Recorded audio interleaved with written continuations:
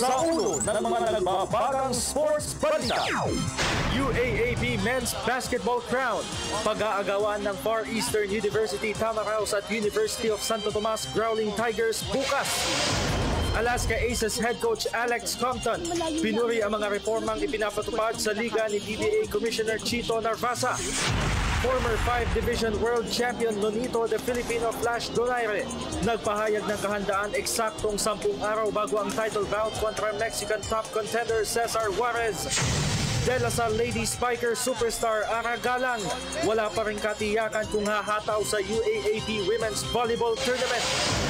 Charlotte Hornets center Al Jefferson inaasahang masa-sideline ng 2 hanggang 3 linggo.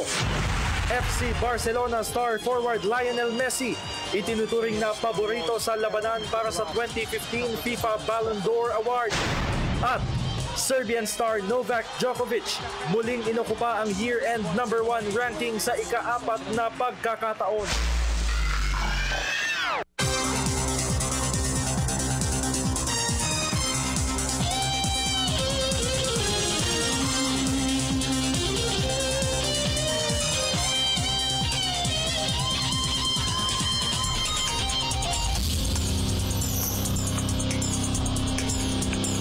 Magandang gabi po sa inyong lahat. Ako po si Haji Kaaminyo kasama si Meg Siozon. Maghahatid sa inyo ng pinakahuling kaganapan sa daigdig ng palakasan. Sa collegiate basketball, tiniyak ni veteran sports analyst Henry Liao na mapupuno ng aksyon ng UAAP title decider ng Far Eastern University Tamaraos at University of Santo Tomas Growling Tigers bukas. Pero tila wala naman siyang itulak kabigin sa final face-off ng dalawang championship rivals. Ang kabuuang detalye ihahatid ni Ria Arevalo ng Sports Radio 918. Kung si veteran sports analyst Henry Liao ang tatanungin, ang koponan na may magandang panimula sa winner-take-all Game 3 ng finals bukas ang makakasungkit ng kampyonato ng UAAP Men's Basketball Wars. Ayon kay Liao, tiyak na magiging dikdikan ang labanan ng Far Eastern University Tamaraos at University of Santo Tomas Growling Tigers matapos na magtabla sa tig-iisang panalo ang kanilang serye. Si Slotman Macbelo ang inaasahang muling mamumuno sa atake ng Tamaraos, habang kay forward Kevin Ferrer naman sasandal ang Growling Tigers. Alam mo, in the game 3, sabihin na natin na do or die match, it's very important to finish who starts strong. No? Malaking bagay yun eh. Usually itong mga do or die, you have to, a team that wants it most usually wins eh. Ganun lang yun naman eh. Kasi sabi nga nila there's no tomorrow. Samantala, hindi naman isinasantabi ni Liao ang posibilidad na magsilbing game changer sina FEU shooting guard Mike Tolomia at UST swingman Ed Dakiwag. A player which could turn the series around for sabihin natin for UST, it would be Dakiwag, no? You remember this guy didn't play well in their first game, but I think bounce back, no? Then FEU, of course, parang sa game 2. Kung gaano kasama ng laro ng game 1 ni Dakiwag for UST, ganun ka pangit yung laro ni Mike Tolomia for FEU. Target ng FEU Tamaraos na matuldukan ng kanilang isang dekadang title drought sa UAAP, habang huling nagkampiyon sa liga ang UST Growling Tigers noong 2006. Para sa PTV Sports, Ria Arevalo, Sports Radio 918. Samantala, umaasa naman ang mas magandang showing sa susunod na season ng UAAP, ang University of the East Red Warriors. Ito'y matapos na hindi sila makapasok sa Final Four ngayong season. May report si Judith Karingal ng Sports Radio 918. Asahan na ang mas palaban na University of the East Red Warriors sa susunod na season ng UAAP Men's Basketball Wars. Ayon kay head coach Derek Pumaren, isang magandang experience ang kanilang nakamit ngayong season kahit pa hindi sila pinalad na makapasok sa Final Four. Tinapos ng Red Warriors ang elimination sa record na 6 victories against 8 defeats. Kapos lamang ng isang panalo sa last semi-final qualifier ni National University Bulldogs na may 7-7 win-loss card. Positive feedback from others, and they say that yung mga the team has a bright future. Everybody's happy with the way we performed despite and in spite na all Filipino, small lineup, 9 rookies, 7 freshmen. So magandang feedback sa kanila. Samantala, tiniyak naman ni Pumare na isa si second-year guard Bon Batiler sa mga magiging go-to guys ng koponan sa susunod na taon. And I kept using him even though he wasn't really playing well, but trying to build his confidence. And I am not just looking at this season. I'm also looking at for next season, no. So I don't want to break and parang shatter his confidence level. Ang susunod na kompetisyon na lalahukan ng UE Red Warriors ay ang Father Martin's Cup kung saan sasabak sa aksyon ang kanilang Team A sa susunod na linggo. Para sa PTV Sports, Judith Caringal, Sports Radio 918. Sa international basketball, determinado si Ateneo Blue Eagles star point guard Kiefer Ravena na ipagpatuloy ang pakikipagsabayan sa team practice ng Gilas Pilipinas National Pool. Ito ay kahit pa malabo siyang makakuha ng pwesto sa roster ni National Coach Tab Baldwin. Para sa detalye, nagbabalik si Ria Arevalo. Hindi man siya nakakatiyak ng pwesto sa roster, ipagpapatuloy pa rin ni Ateneo Blue Eagles standout Kiefer Ravena ang pakikihalubilo sa practice session ng Gilas Pilipinas Training Pool. Nagpakita si Ravena sa Day 3 ng Monday-only practice ng Gilas Pilipinas dahil na rin sa imbitasyon di umano ni National Coach Tab Baldwin. Sumabay si Ravena sa training ng national team. Ilang araw matapos na mapatalsik sila ng FEU Tamaraws sa Final Four ng UAAP Men's Basketball Tournament. Also, it's something na I really want to do in the future. Gusto ko rin talaga maging part ng Gilas. Pero ngayon siguro extra body lang ako dito, of course. Naniniwala rin si Ravena na makakatulong ang Gilas Pilipinas training sa kanyang plano na pumasok sa PBA. Ayun, ginagawa ko din. Gawin ko siyang preparation also to get myself conditioned before Qatar, before we leave for Qatar. So, siguro kaya nandito ako gusto ko mag-workout din. Sa katunayan, isa si Ravena sa mga inaasahang mahihirang na top pick kapag nagdesisyon na siya na mag-apply sa PBA Rookie Draft. Para sa PTV Sports, Ria Arevalo, Sports Radio 918. Lipat tayo sa PBA. Pinuri naman ni Alaska Aces Chief Mentor Alex Compton ang mga reformang ipinapatupad sa liga ni PBA Commissioner Chito Narvasa. May report si Kay Asuncion ng pamantasan ng lungsod ng Marikina. Naniniwala si Alaska Aces Head Coach Alex Compton na malayo na ang narating ng Philippine Basketball Association na PBA. Mula sa dating lopsided games ay mas naging mahigpit na ang kompetisyon ngayon sa liga dahil sa off-season build-up ng bawat koponan. Kabilang narito ang dalawang expansion ball clubs na Blackwater Elite at Mahindra Enforcers. Ayon kay Compton, nakatulong sa PBA ang mga bagong rules na ipinapatupad ni League Commissioner Chito Narvasa. Yeah, I actually think what the new commissioner is doing has been great. I think the new league rules allow for some certain things, and then you also have to notice sa akin sometimes kasi in the game there'll be different injuries and or factors or new player development or chemistry issues that affect the game. But you know what, Haji, marami mga magagaling na coach sa PBA. Kumbinsido rin si Compton na nasa tamang direksyon ng bawat hakbang ni Narvasa, partikular na sa usapin ng game officiating. I have had limited interactions with the Commissioner Narvasa, but each one of my interactions with him, I've been impressed. And watching the way that they're officiating the league, I believe in his system. I think that it forces us as coaches to really have to teach the right way and try to, figure out ways to win. That it really becomes a lot more of a skill game. Si Narvasa ang humalili sa pwestong binakante ni former PBA Commissioner Chito Salud na sa ngayon ay nanunungkulan na bilang President at CEO ng Asia's First Play for Pay League. Para sa PTV Sports, Kay Asuncion, pamantasan ng lungsod ng Marikina. Lipat tayo sa boxing. Nagpahayag ng kahandaan ng kampo ni former 5 Division World Champion Nonito Donaire Jr. Eksaktong 10 araw bago ang title clash kontra Mexican top contender Cesar Juarez. Nakatakdang tapusin ni Donaire ang sparring session sa Las Vegas Gym sa Huwebes bago siya lumipad patungong Puerto Rico sa Biyernes.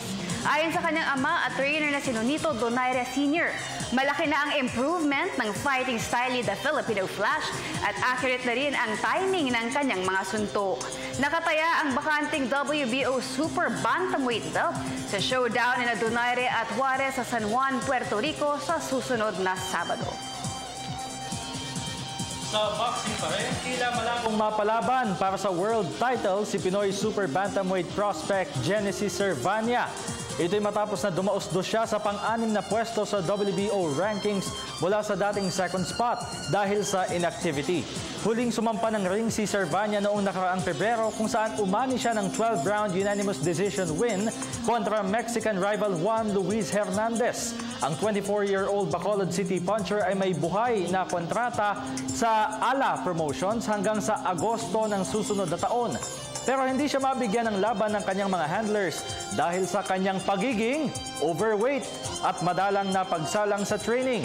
Sa ngayon ay hawak ni Servania ang unblemished record na 26 victories with 11 via stoppages.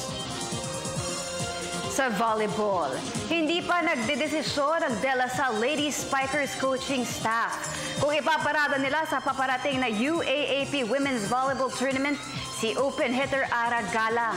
Ito ay dahil hanggang sa ngayon ay inoobserbahan pa rin nila ang progreso ng left knee injury ng 20-year-old volleyball. Narito ang report ni Arian Malyare. Wala pa rin katiyakan kung hahataw si De La Salle Ladies Spikers superstar Ara Galang sa UAAP Women's Volleyball Tournament sa darating na Pebrero. Ayon kay De La Salle University Athletic Director Nonong Calano, masusi pa rin nilang binabantayan ang kondisyon at progreso ng left knee injury ni Galang na natamo niya sa semifinal match kontra National University Lady Bulldogs noong isang taon. We're checking by the kasi nga 2 months pa di ba? So right now, on track yung recovery niya. But before we decide with finality if she will be lined up, we have to make sure. So we'll probably know that siguro toward a month before the opening. Samantala, inamin naman ni Calanog na kombinasyon ng mga veterano at bagitong players ang roster na kanilang ipaparada sa UAAP Season 78. There will be new players definitely. Like for example, Des Cheng will definitely be out. No, she will not be able to recover from her ACL surgery in time for the UAAP. Right now, it's the usual. Some of them we had join PSL para just for exposure. So we're looking for other options. Target ng De La Salle Ladies Spikers na mahigitan ng kanilang runner-up finish sa UAAP Women's Volleyball Wars noong nakaraang season. Para sa PTV Sports, Arian Malyare, Telebisyon ng Bayan. Sa iba pang mga balita, umaasa naman ng Philippine Health Association Council on CPR na maipapasa ng Senado ang counterpart ng Samboy Lim Bill na inaprubahan ng lower house noong nakaraang Setyembre. Nagbabalik si Arian Malyare. Approval na lamang ng Senado ang hinihintay para opisyal na maipasa ang House Bill 6204 o mas kilala sa tawag na Samboy Lim Bill. Sa tulong ng Philippine Health Association Council on CPR ay layo ng Samboy Lim Act na papalawig ang awareness ng mga secondary students sa pamamagitan ng pag-conduct ng libreng cardiopulmonary resuscitation training para sa mga MAPE teachers at school staffs. Si Pampanga 1st District Representative Yeng Giao ang nag-akda ng nasabing panukala na isinulong matapos na makomatose sa kasagsagan ng isang exhibition game noong isang taon. Si former PBA superstar Samboy the Skywalker Lim.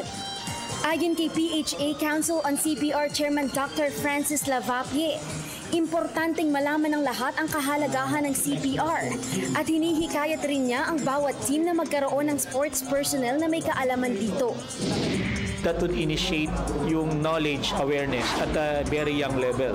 Kasi we all know before naging athletes yan, they started from sa mga varsity, di ba? So from that level, if they know CPR, everybody would know CPR. Kahit sino mag-arrest ng mga players, they would really help everybody. Sa panig naman ni Dr. Regidor Encabo, tiniyak niya ang patuloy na pagsuporta sa Samboy Lean Bill, lalo pat maraming buhay ang masasagip kapag naisabatas ito. We are committed to provide the necessary training to the different target level ng project na ito. Actually, ang training ng CPR is something that we've been doing for a long time. No? Ang goal namin ay hindi lang dun sa mga groups na nasa medical field ituro, which is most of the time sila yung nag-aasa amin ng assistance. No? Ang gusto namin ay sa basic na level ng ating society ay maituro because ang CPR, as we all know, is something that is truly life-saving. Noong nakaraang Setyembre lamang naipasa sa lower house ang Samboy Lean Bill. Para sa PTV Sports, Arden Malyari, Telebisyon ng Bayan. Samantala, maagang ibinaling naman ng Philippine Wakeboard and Wakeskate team ang atensyon sa kanilang kampanya sa 2017 Malaysian Southeast Asian Games. Para sa detalye, narito pong muli si Arden Malyari. Nakalatag na ang programa ng Wakeboarding and Waterski Association of the Philippines o WWAP para sa susunod na season.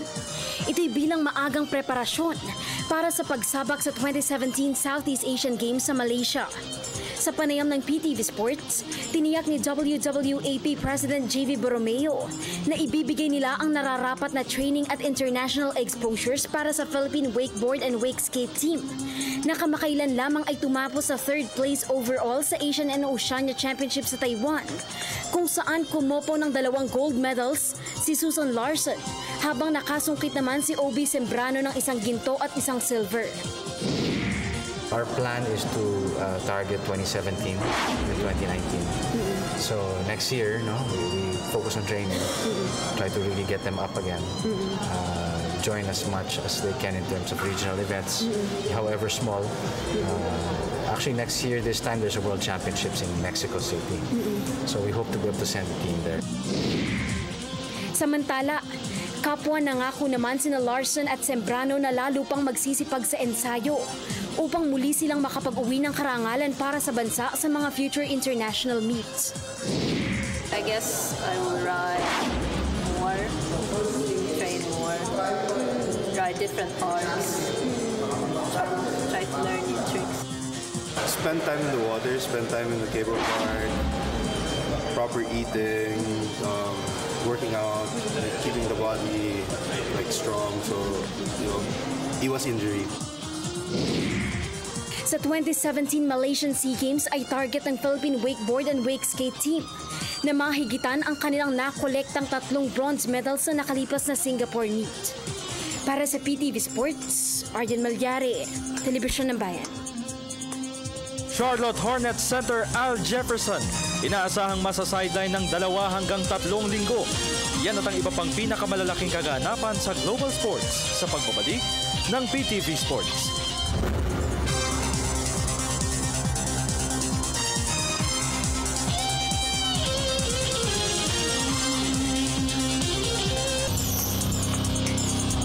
At nagbabalik ang PTV Sports sa NBA.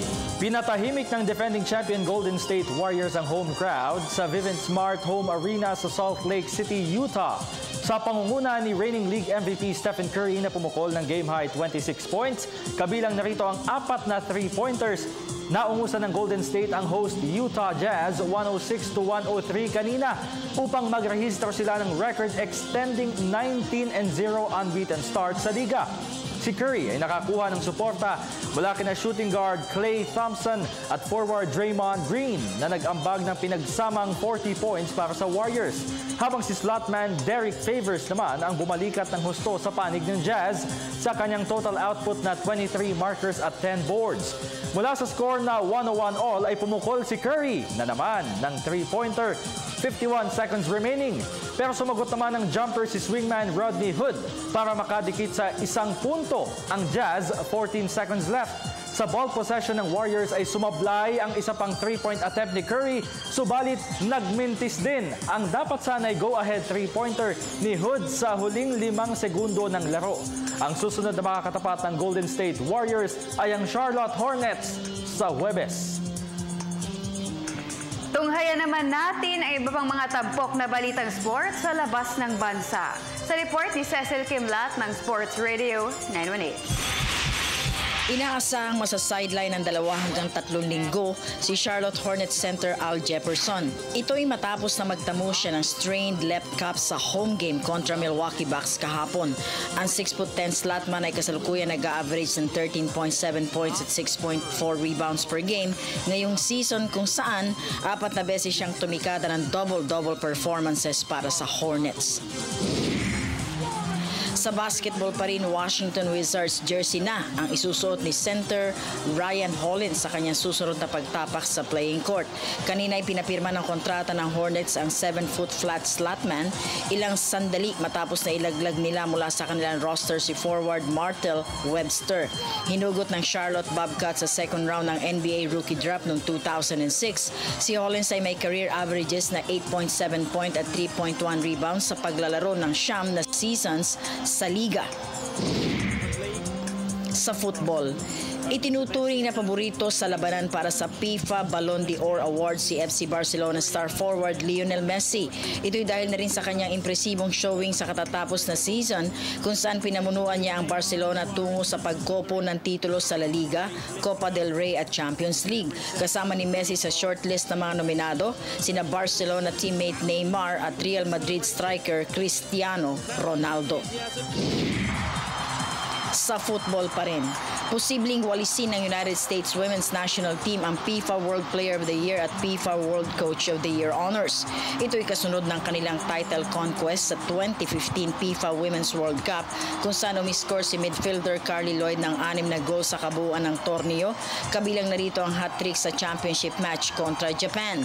Kasama ni Lloyd sa listahan ng mga nominado para sa Best Footballer Award sina Japanese midfielder Aya Miyama at German striker Celia Sachik. Sa kabilang banda, pinamunuan naman ni Jill Ellis ang US Women's Team tungo sa pagkopo ng record na 2nd World Cup title upang mapabilang siya sa mga nominees para sa Coach of the Year honors. At sa tennis, sa ika-4 na pagkakataon muling tumapos na nasa ibabaw ng year-end ATP World Ranking si Serbian star Novak Djokovic. Ito'y sa bisa ng kanyang nakolektang 10 ATP Tour singles titles ngayong season, kabilang narito ang 3 Grand Slam trophies. Lumamang si Djokovic ng mahigit 7,000 points sa closest rival na si second-ranked Andy Murray ng Great Britain, habang nasa ikatlong pwesto naman si Swiss Master Roger Federer, kasunod sina Stanislas Wawrinka, Rafa Nadal, Thomas Berdych, David Ferrer, Kei Nishikori, Richard Gasquet at Joe Wilfred Tsonga. Para sa PTV Sports, Cecil Kimlat, Sports Radio 918. Ang panayam kay WBO International Light Flyweight Champion Milan Melindo sa ating Sports Chat segment sa pagbabalik ng PTV Sports.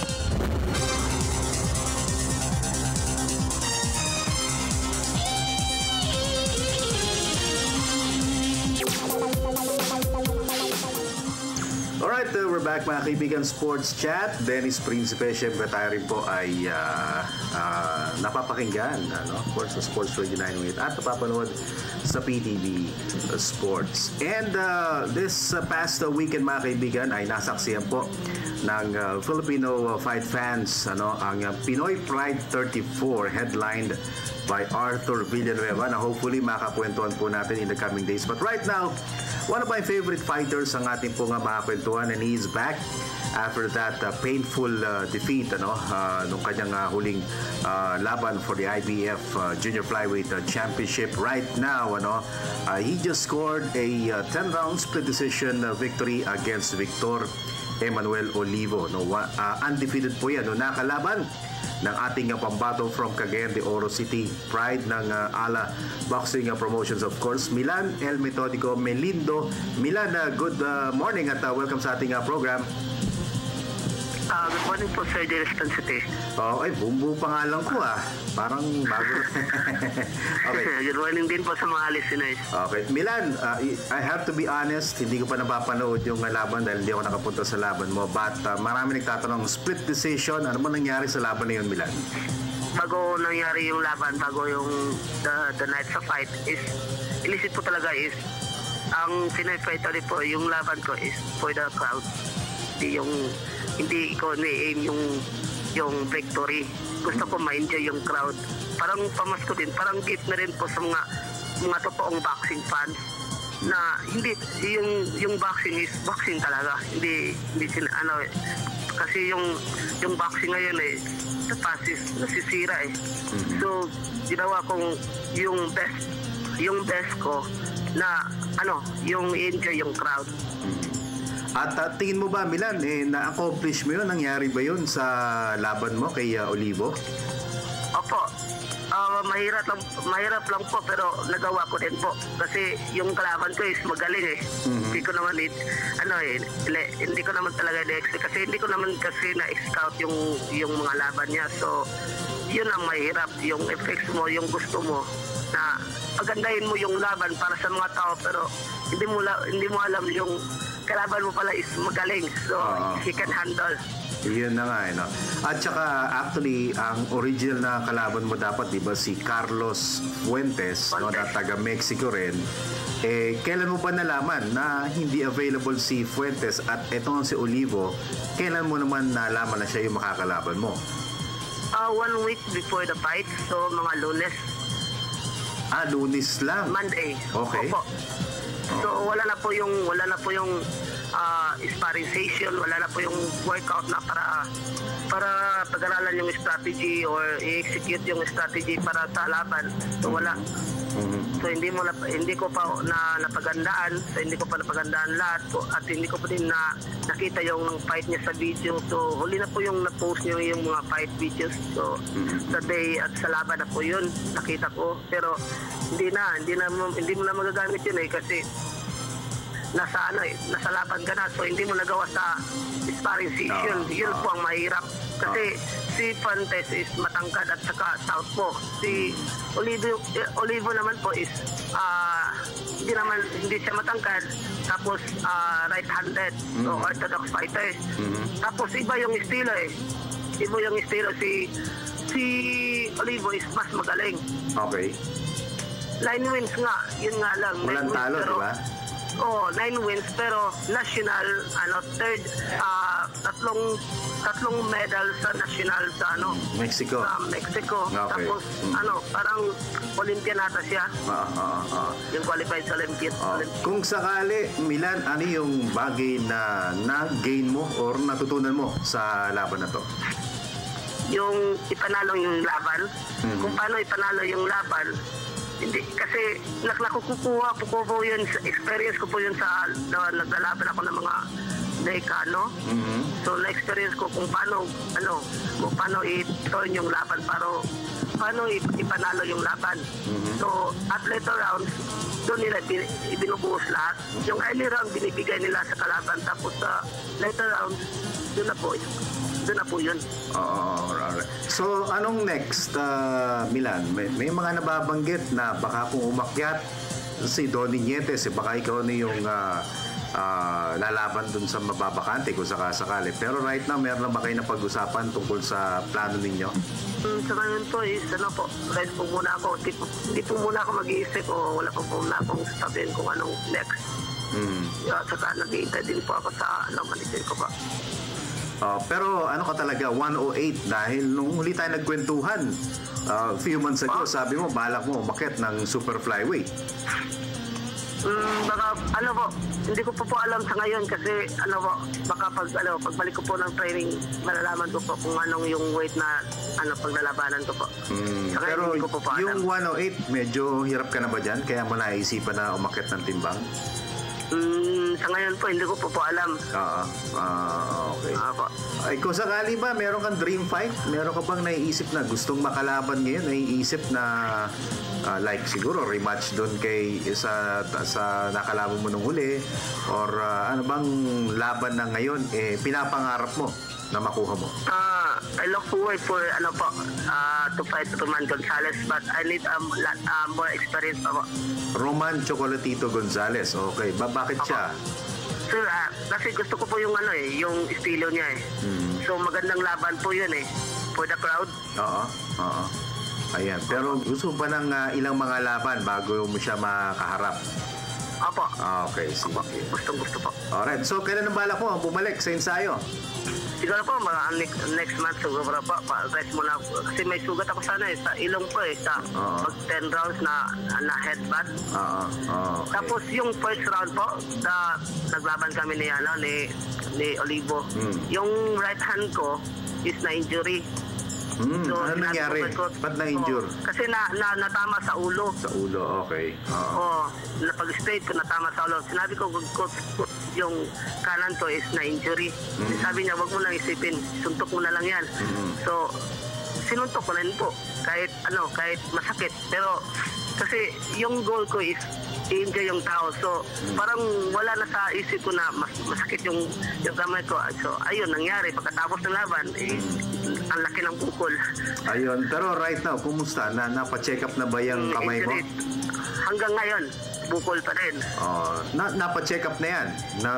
Sa doktor, natignan na ba ng doktor yung kamay mo? Wala pa po. Hindi pa po. Sige. Okay.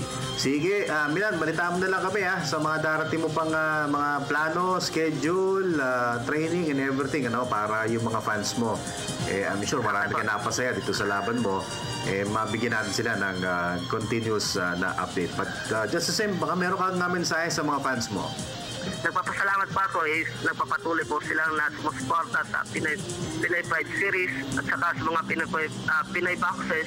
I need your prayers po, yung dasal niyo po at saka yung suporta, kung kailangan po moral support na para po kami mga Filipino boxers is mas gagana yung pag-iensayo namin, pag-training, pagbo-boxing namin dahil nandyan po kayo. Maraming salamat po. Okay, maraming salamat din sa iyo, Milan. Mabuhay ka. Thank you po. Okay, yung po mga kaibigan, si Milan El Metodico Melindo dito po sa ating programang Sports Chat.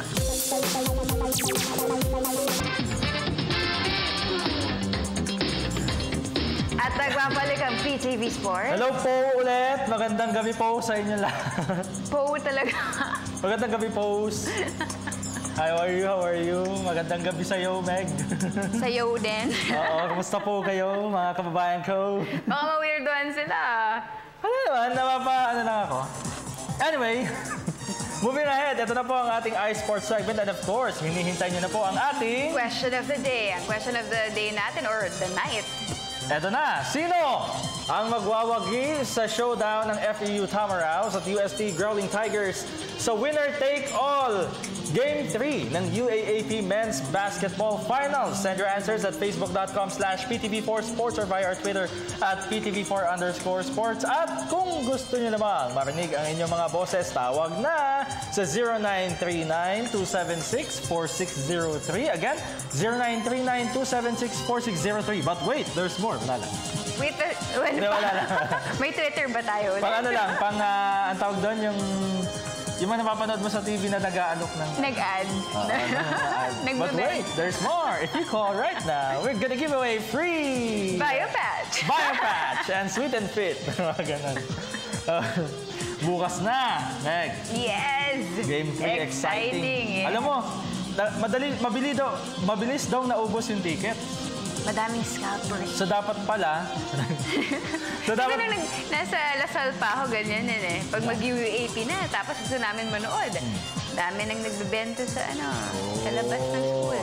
Alam mo dapat, para mas ma-accommodate lahat, dapat sa Philippine Arena ginawa. No? Yung Game 3 dapat sa Philippine Arena kasi 55,000 lang naman yung ma-accommodate na tao doon. Diba? Mas magandang... 55 lang. 55 lang? Diba? 55,000 UST and FEU fans. Yes. Oo, mas okay. Pero ngayon sa MOA Arena, mas malaki nga lang yun sa Araneta Coliseum. So okay na rin, I guess. Alright. Okay. Umpisa na natin to. Basa muna tayo sa ating Facebook. Bago tayo magpakanta. Yes. O, diba? Baka si Joy na naman tumawag. MOJ Banchero Briguela. According to him, UST, puputok na naman si Kevin Ferrer. Uy. Pabati naman Miss Meg sa kapatid kong si Danem. Hehe, salamat. At kailan po ba ang next game ng Alaska? At alam niyo ba na mas nakakaiyak pa sa second chance ang pagre-retiro ni Kobe? Hashtag Mamba Mentality, hashtag Bleed Purple and Gold. Bye Kobe na nga, sabi na. Wala talagang nagbabago ang ihip ng hangin. Talagang gustuhin man ng puso at isip mo na maglaro. Kung hindi na kaya ng katawan mo, hindi na talaga maipipilit. Pero diba, sinabi na rin niya yan last time na talagang he is opting for retirement. Ang next na game ng Alaska against Meralco Bolts on December 3, that's Thursday sa Mall of Asia Arena. Yes. Okay, basa pa? Dariel Cardino Ninon. I'll go for FEU, bawas turnovers lang and bantayan ng husto si Ferrer. Plus, magsabay uminit si Bello at Tolomia, alam na. Mike Tolomia pa naman, 0 of 15, kundi ako nagkakamali. Yung walang naipasok na field goal si Mike Tolomia nung Game 2. Tapos, nung Game 1, si Ed Dakiwag naman ang hindi naman minalas, pero inalat. Ngayong Game 3 kaya, puputo kaya parehas? Saka na-pressure sila ng mga moments na yun. Mas maganda yan. Expectations mataas. Tingnan nga natin. May gusto akong basahin dito, Meg. Tinatawagan po ng pansin ang lahat ng mga mahilig mag-pick up line. Hinahamon po kayo ni Francis Bonifacio Francisco. Sabi niya dito, Hi Miss Meg, isa lang ang gusto ko sa darating na Pasko. Gusto ko ng PSP mo. PlayStation Portable ba to? Hindi. PSP, Pasko sa piling mo. Boom! Uy, boom! Sabi ni Francis. Para sa... Yan yung may girlfriend, May girlfriend, kaibigan. Para sa akin, FEU pa rin yan. Pero magandang... Magandang magaganap sa winner-take-all. Medyo nagpahinga si Tolomia ng Game 2. Ibubuhos na yan sa Game 3 kasama ang Mac Bello for 3. Pabati naman po kami ng girlfriend ko na si Donna Gawala. Happy 51st Mansari. Happy anniversary sa inyo. Tingnan mo. Yung pala tinutulungan siya magsulat ng pick-up lines ng girlfriend mo. Pwede rin, Happy 51st Mansari po sa amin ngayon. I love you, Lalabs ko. Salamat po, PTV Sports. Hashtag Alaska Men. Hashtag Stronger Together. Gumaganon. Si Francis, sige, hinahamon ko po kayo. Mag-pick up line din kayo. Villanueva Osrey Ruel. UST po ang mananalo kasi may momentum na sila sa laban. Miss Meg, may mali ba sa akin? Ayun naman, bakit? May mali ba sa akin? O sige na nga, may tama na ako sa'yo. Sino nagsabi? Sino nagsabi? Sumakit ulo ko. Sino nagsabi? Si Villanueva, si Ruel, hinahamon. Maraming salamat, Ruel. Naghahamonan sila. Anyway, Meg, bago pa tayo mapunta sa lahat. Ito na, first caller of the night. Hello, good evening, PTV Sports. Sino po sila? Kilala ko yan, si Joy. Joy, is that true? Opo! Hello, Joy! Magandang gabi po! Kumusta ka na? Tagal na natin di nag-usap. Oo nga po, na-miss ko po kayo. Na-miss ka din namin. Joyful ang atmosphere pag tumatawag. Oo nga Joy, hindi ka na namin tatanungin kung taga-san ka, ha? Opo, alam mo na po yun. Joy! Anong may paglilingkod namin? Hindi, question of the day muna, Joy. Anong sagot? Gusto ko pong mag-champion yung FEU po. FEU? Bakit? Bakit FEU? FEU? Personal reason lang po. Kasi doon po nag-aral yung idol ko si Vice Ganda. So dahil doon nag-aral si Vice Ganda ay... Opo. Gusto mong FEU manalo? Ito kasi ako eh. Kaya, FEU po. Alam ko nakabahan ako. Bakit ka kinakabahan? Bakit? Hindi ka naman namin kakagatin. Ate Meg, may nagpapabati po sa'yo. Sino? Si Jason Javier po. Hi. Jason Javier. Kapitan, Captain. Captain, magandang gabi po. Saka po kay... Pwede po pabati? Oh, sige, go ahead. It's the Joy Show, mga kaibigan. Hello po kay Kat Mike Valderrama, kay Kat Dandan Nikdaman Lapas. Binabati ko din po pala si Kat Nina Rinacha. Birthday niya po bukas. Pwede pong kabati po siya. Sino ang may birthday? Kat Nina Rinacha po. Hindi ko maintindihan. Basta, happy birthday. Ano? Mina. Mina. Happy birthday, Mina. Saka po kay Nanay Maria Elena Locasan. Nanay Elena, hello. Kay Captain Banayan. Kay Titi Membrado. Pasensya na po ba natin? Alam mo, Joy, Joy. Carlos Medina Silla. May gustong kumuha ng... Ami Aguilar. Hindi ba pala tabi? Ami Garciada. John Balocating. Kay Gasling. Ano, sorry po. Na-joke lang? Ikaw naman nagja-joke lang ako, Joy. Binabati ko po lahat ng Pure Foods fan. No. Alaska fan. FMB fan. Joy, may gusto sabihin sa'yo si Meg. Joy, alam mo ba may gustong kumuha ng number mo kahapon? Sino pa? Nalimutan ko yung pangalan. Ano ang pangalan nun? Oo. Or gusto ibigay yung number niya sa'yo. Para daw pag mag-cheer kayo, pag game ng Hinebra, magsama-sama kayo sa... Oo daw. Gusto ko po yan. Tapos gusto niya kumanta ka din. Apa? Hindi ngayon. Hindi ngayon. Hindi ngayon? Hindi naman daw ngayon, Pag Joy. nakita kayo. Apo. Maraming salamat sa'yo. Salamat sa'yo, Lolit Solis, Este. Joy, ha? Okay na. Kota na, Joy. Pwede pong kumanta. Ano? Pabibigyan ba natin to, direct? Makakantayin natin si Joy? Isang Ano, wala nang oras? Ano daw? Wala nang oras. Joy, sa susunod na lang daw. Bukas na lang po. Bukas na lang. Tama, bukas na lang. Tawag ka ulit, ha? Yung iba naman po. Wag na pusong bato bukas, ha? Okay. Sige, Joy. Salamat, ha? Tawag ka lang. Thank you. Yan po, mga kaibigan. Yan po, mga kaibigan, ang susunod na Asia Songbird. Yan. Okay. Ay, balik tayo sa Facebook. Ang gandang kausap ni Joy. Oo, diba? Nakakawili. Tsaka Pasko yung dating. December 1 pa naman. Dapat gayahin natin yan pag nagsasalita tayo. Pwede ba? Joy, joke lang ha, Joy. Baka magalit si Joy, baka mapikon. Love namin yan si Joy. Thank you, Joy. Balik tayo sa Facebook natin. Mark Lindon Cruz, Tigers will do. Sabi niya. Toddler Mediante, FEU. Hindi, nabasa mo na yun, ha? Si Toddler. FEU, malas lang si Tolomia last game. Galing naman kay Ivy Rose Pure Foods Aloroy. Uste po tingin ko. Pero alam naman po natin na malakas din ang FEU, kaya hindi ko masasabi kung sino pa talaga. Tanong ko lang po kung aabot ba ng 1 year o higit pa ang pagme-med school ni Idol Denden Lazaro. Namimiss na po kasi namin siya sa loob ng court. Pabati namin po sa lahat ng Ateneo at Star Hotshots fans na nanonood ngayon. Hashtag Pure Foods Fan Forever. O Ayang, si Arian Malyari sa volleyball natin. So tanong natin kay Ayang kung 1 year ba ang med school niya. Ni Denden. Salamat. Vince Fort, FEU yan. Pakibati Miss Meg, anak ko, sina Venice and Christian. Thanks a lot. Basa ka pa ng dalawa bago natin kausapin tong next caller natin. Alright. Lito Lapis, syempre. Moraita, FEU. Ang mananaig kesa Espanya. Pero maganda yung Moraita and Espanya. Nga. Isa na lang. Isang basa na lang.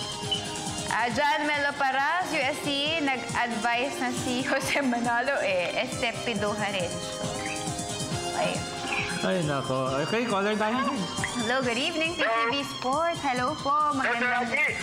Hoy! Tapos, Frank. Hello po, magandang gabi. Kaya si Mr. Pickup Line. Anong pangalan?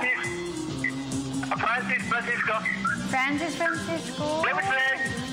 Francis? Hello. Di ba ikaw yung nag-pick up line? Yes, sir. Galing mo ah. Nasa ka po gabi. Di ba, Francis, 51st month sa rin nyo ngayon? Oo nga po, sir. Pero wala po siya ngayon. Wala? Hindi pa ako ngayon. Wala siya ngayon, Wala daw siya ngayon. Francis, nabasa namin yung comment mo. Ano may paglilingkod namin sa'yo? Sir, ano lang po,